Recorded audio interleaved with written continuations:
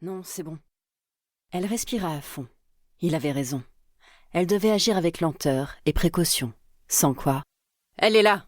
hurla une voix depuis le couloir. On donna un coup de pied dans la porte qui s'ouvrit avec violence. Un garde surgit dans la pièce.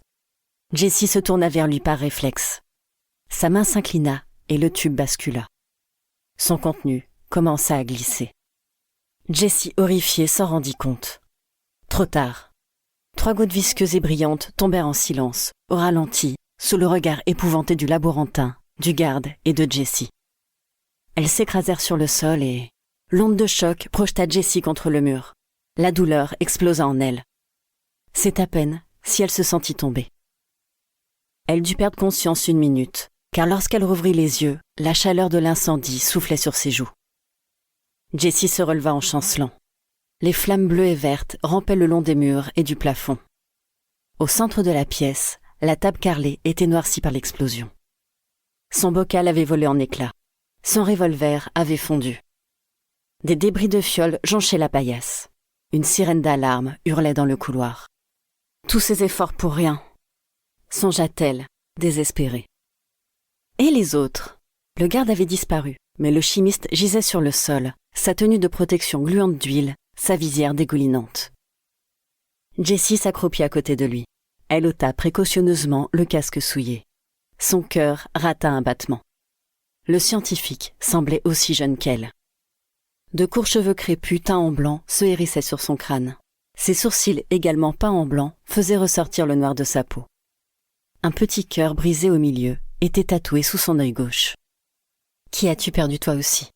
pensa Jessie avec douleur. « Réveille-toi !» s'écria-t-elle en lui tapotant les joues. « Il faut partir d'ici. » Les paupières du jeune scientifique vacillèrent. Ses pupilles voilées apparurent, puis son regard s'éclaircit alors qu'il la reconnaissait. La cambrioleuse. Elle l'aida à s'asseoir. La température ne cessait de grimper et la chaleur les écrasait.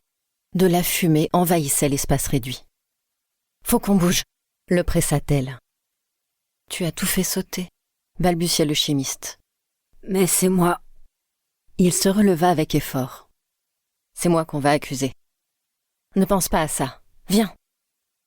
Le laborantin ôta en grimaçant son lourd tablier de plomb. Il était si jeune. Depuis quand l'usine d'huile recrutait-elle des mineurs ? « Je vais t'aider », intervint Jessie en le soutenant par le bras. Elle l'entraîna vers la porte. Toute l'usine allait brûler.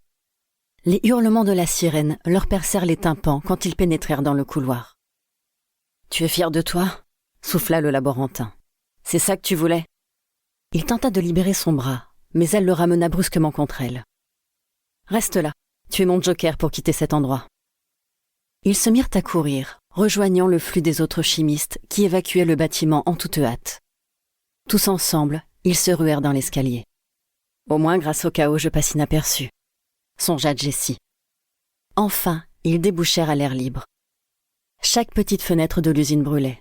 Des langues de feu bleu et vert s'en échappaient, et des braises retombaient en pluie dans la nuit. Depuis son crash sur cette planète, Jessie n'avait jamais vu autant de lumière. Elle se tourna vers le jeune scientifique qui regardait le spectacle, les poings serrés dans les cheveux, désespéré. « Tu es libre », lui annonça-t-elle. « Je vais partir d'ici maintenant. »« Libre ?» releva-t-il avec amertume. « Le garde m'a vu avec toi. Ils m'accuseront d'être ton complice. Ils vont m'arrêter. »« Tu n'as rien à voir avec ça. C'est moi. C'est juste moi. » Il s'en fiche. L'usine d'huile est en train de brûler. Il y en a pour des milliards et des milliards de dégâts. Crois-moi, ils vont chercher des coupables. C'est bon, je suis désolée, d'accord ? Ils se dévisagèrent avec intensité. Chacun soutenait le regard de l'autre, avec un mélange de colère et de douleur. « Où est-ce que je vais aller ?» murmura le laborantin. « Je ne sais pas. La police viendra directement chez moi. »« J'ai dit que j'étais désolée. Je vais te suivre. »« Quoi ? Mais non ? C'est toi qui m'as plongée dans ce cauchemar. Crois-moi, je ne peux rien faire pour toi. » Elle ne pouvait déjà rien faire pour elle-même. Elle avait joué sa dernière carte et elle avait perdu. Je suis totalement fichue désormais. « Ne me suis pas !» commanda-t-elle en tournant les talons. Elle se mit à fuir. Quand elle regarda par-dessus son épaule, le jeune scientifique courait à sa suite.